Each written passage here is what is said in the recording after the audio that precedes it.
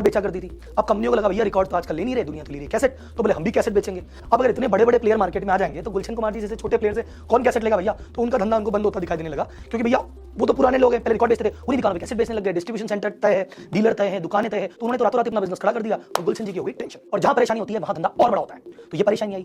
तो गुलशन जी ने कहा भैया क्या करें, कैसे हैंडल है। तो उस समय एक प्रॉब्लम थी, उस समय प्रॉब्लम क्या थी कि भैया म्यूजिक इंडिया ने सब कैसेट बेच दी। अब कई बार पता चला कैसेट का बीच का रिकॉर्ड निकल गया, वो कैसेट खराब हो गई, कैसेट रस्ते में ट्रांसपोर्ट में डैमेज हो गई, कैसेट पड़े पड़े डैमेज हो गई, एक के ऊपर एक हो गई, डैमेज हो गई। तो जैसे कैसेट डैमेज होती थी, म्यूजिक इंडिया कहती थी मेरी जिम्मेदारी थोड़ी, हमें तो बेच दी, तुम जानो तुम्हारा काम जाना है। तो दुकानदारों को बहुत प्रॉब्लम आती थी कि यार ठीक है 100 कैसेट लेते हैं, 10-15 ऐसी खराब निकल जाती है, 85 में कमा लेते हैं, लेकिन उनके पास भी ऑप्शन नहीं था, चला रहे थे काम। फिर आए गुलशन कुमार जी, उन्होंने कहा समझ बात, जीरो लायबिलिटी मॉडल। बोले ये क्या है, बोले भैया तुम लो मेरे से 100 कैसेट, टूट जाए मेरी जिम्मेदारी, खराब हो जाए मेरी जिम्मेदारी, नहीं बिके मुझे वापस दे दो, मैं देख लूंगा।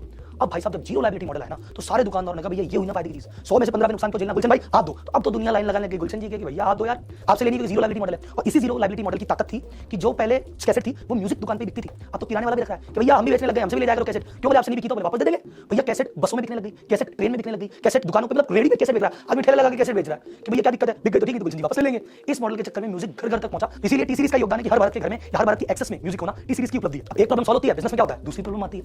अब प्रॉब्लम आई कि भैया ठीक है तुमने कंपटीशन से तो लड़ लिए, अब ग्राहकों का मूड चेंज होने लग गया। ग्राहक ने कहा यार देखो एक मूवी है, उसकी कैसेट लेके आते हैं, उसमें 8 गाने, 2 गाने तो बहुत पसंद है, फेवरेट है, मजा आ गया, 6 गाने सुनने का मन ही नहीं है, लेकिन कैसेट तो भैया एक ही आएगी। अब कैसेट में 2 पसंद गए, 6 नहीं पसंद, तो कैसेट बेटी बेकार हो रही है। तो ग्राहक ने कहा भैया एक ऐसी कैसेट है जिसमें अपने पसंद के गाने बने, सोनू निगम के सारे गाने सुनने, सारे गाने लता मंगेशकर के सुनने, सारे गाने आशा भोसले सुनने। तो टी सीरीज ने कहा चलो ये वाला काम हम करते हैं। तो टी सीरीज ने फिर क्या किया, इंडिविजुअल ये जो स्टार्स हैं आज की डेट में कि सोनू निगम स्टार है, शाम स्टार है, स्टार बनाने में टी सीरीज कितना बेचेंगे। अब तो जितनी मूवी आएगी उतनी ही कैसेट आएगी। अब मूवी लिमिटेड आ रही है तो भैया लिमिटेड कैसेट बिक रही है, उन्होंने कहा सेल बढ़ाएं कैसे बढ़ाएं। तो उन्होंने कहा भैया कुछ सोचना पड़ेगा।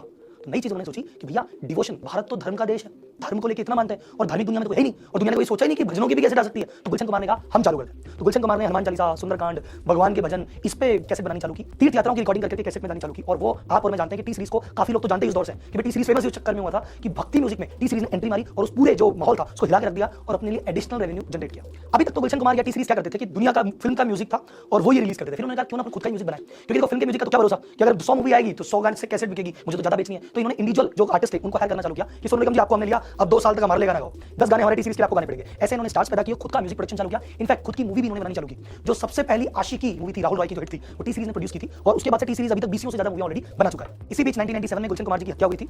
तो उसके बाद जो उनके प्रोडक्ट का एक साइकिल, लाइफ साइकिल होता है।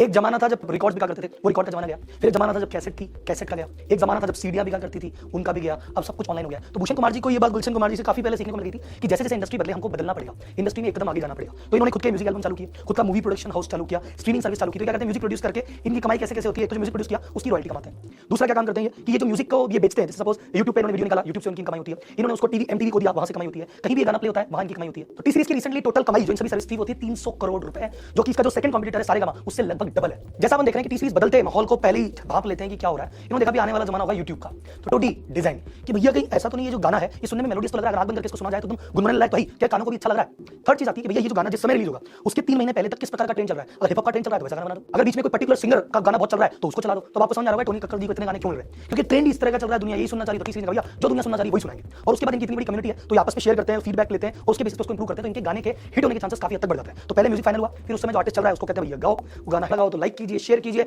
ज्यादा से ज्यादा दोस्तों तक सक्सेस स्टोरी पहुंचाइए। पहला बिजनेस लेसन जो आजकल मैं हर केस स्टडी में कहता हूं, जहां प्रॉब्लम है वहीं पे बिजनेस अपॉर्चुनिटी है, जहां पे राह चाह है वहीं पे राह है। अगर आपने कहा मुझे बिजनेस करना है, मैं कुछ करना चाहता हूं, मैं कुछ सुधारना चाहता हूं, मैं किसी प्रॉब्लम को दूर करना चाहता हूं, बिजनेस वहीं पे बैठा है। तो अपनी जिंदगी में देखो कि कौन कौन सी ऐसी चीजें हैं जहां पे परेशानी है, वो बहुत बड़ी आपके लिए बिजनेस अपॉर्चुनिटी बन सकती है। सेकंड पॉइंट है प्रोडक्ट लाइफ साइकिल। सर किसी भी प्रोडक्ट में आप काम कर रहे हो, अभी मान के चलना आज उसका जमाना है कल नहीं रहेगा। जिन्होंने सोचा भैया हम रिकॉर्ड बेचते हैं, रिकॉर्ड किंग कोई हमारा क्या कर लेगा, भैया कैसेट आई और सब खत्म।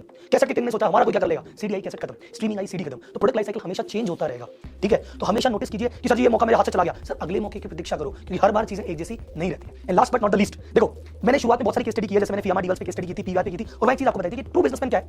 हमको लगता है बिजनेस में परेशानी आएगी तो नया सोचेंगे, नहीं, ट्रू बिजनेसमैन कहता है कितना बढ़िया बिजनेस चल रहा हो हमेशा सोचो इसको और कैसे बढ़ाऊं। टी सीरीज बढ़िया चल तो रही थी लेकिन फिर डिवोशनल म्यूजिक पे क्यों कूदे, बोले ठीक है रेवेन्यू मॉडल और चाहिए। सब कुछ फिल्म प्रोडक्शन, मूवी प्रोडक्शन सही तो चल रहा था, यूट्यूब में क्यों कूदे, बोले नहीं नई लाइन चाहिए। तो जहां भी नई लाइन हमेशा सोचो अब मैं क्या कर सकता हूं और बेटर क्या कर सकता हूं। तो ये थे सारे बिजनेस लेसन जो हर छोटा व्यापारी